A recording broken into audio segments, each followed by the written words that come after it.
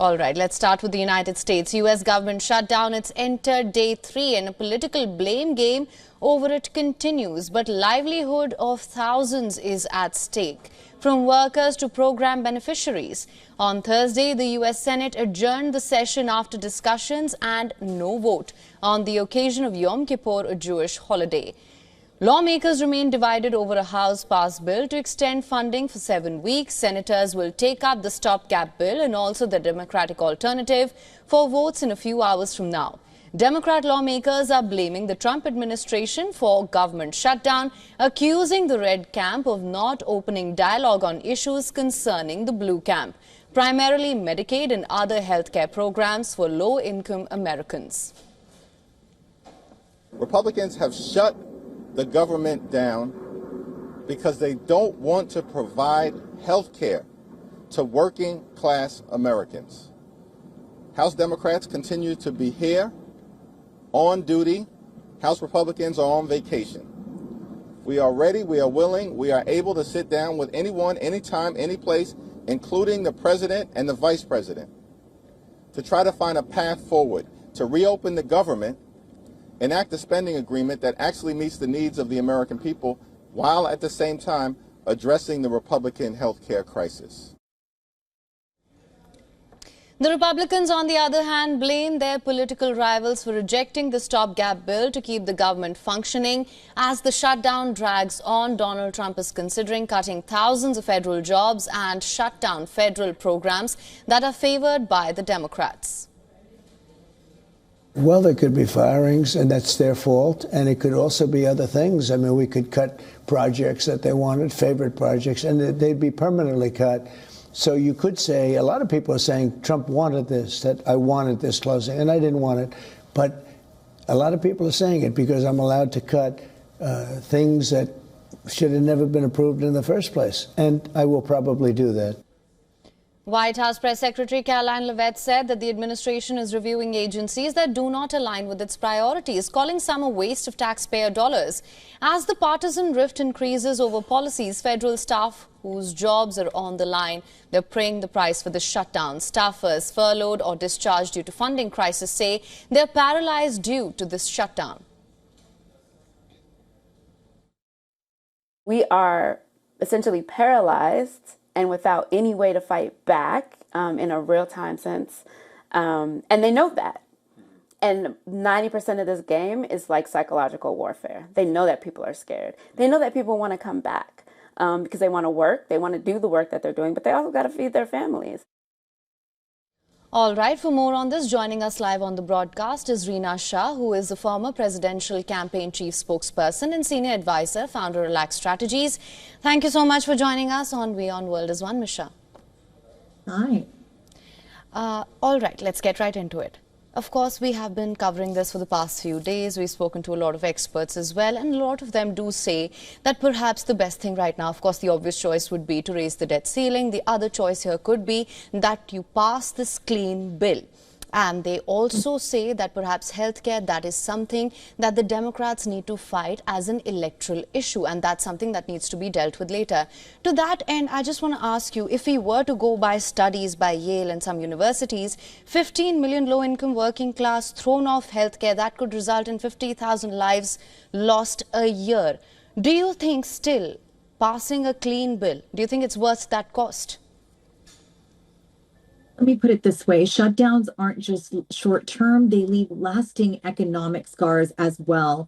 When we look at the past, what we saw beyond just the cost of $11 billion that the last shutdown cost Americans in 2018, 2019, we also see a hit to the GDP that's gone for good. And so in essence, what we're talking about right now is what Trump and the Republicans want, what they know and what we know from what Project 2025 laid out during his campaign, the blueprint essentially for how his administration is doing things. They are pushing 20% agency staff cuts. And so also I'm thinking of those because those are permanent layoffs. And each week delays job reports as well. That also risks 0.2% GDP loss by really clouding Fed rate decisions. And then let's not forget the small businesses who are impacted here. The ones near federal hubs lose $2 million daily in revenue during shutdowns. But what is so important this time, and this particular shutdown, beyond what it does beyond just undercutting consumer confidence, is hitting Americans right at the heart, healthcare, because this is a healthcare related shutdown. At the end of the day, we can say we'll lose money, Congress risks their approval rating. But what I'm also finding as I look at this shutdown being a standoff over those Affordable Care Act subsidies is that 20 million Americans are impacted.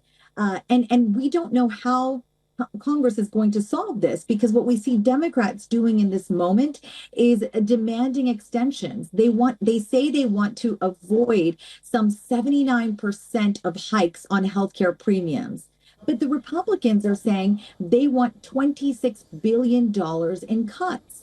And so when, again, you look at Project 2025, Republicans are really aiming to shrink what they call Democrat agencies.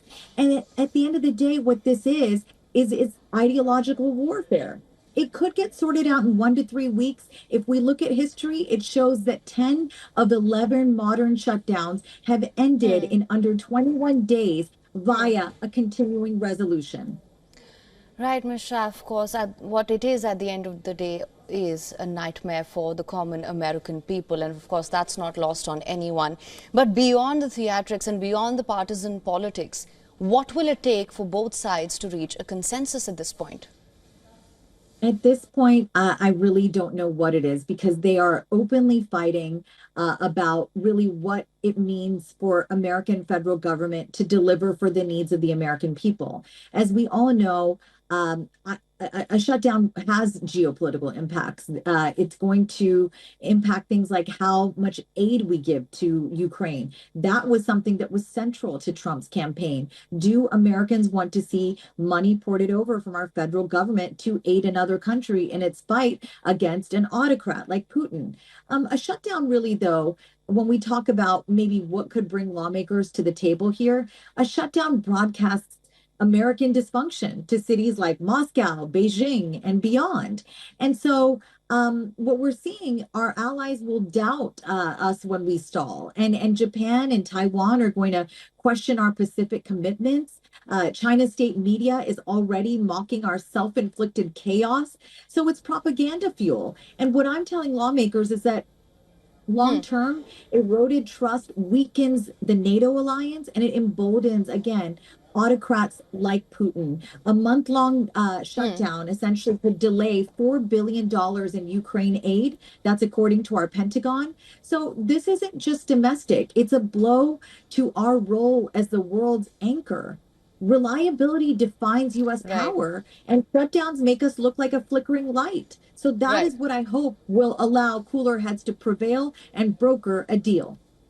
Right, absolutely, Ms. Shah.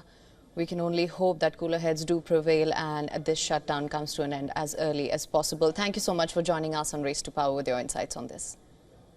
Thanks for having me here. For latest news, download the WION app and subscribe to our YouTube channel.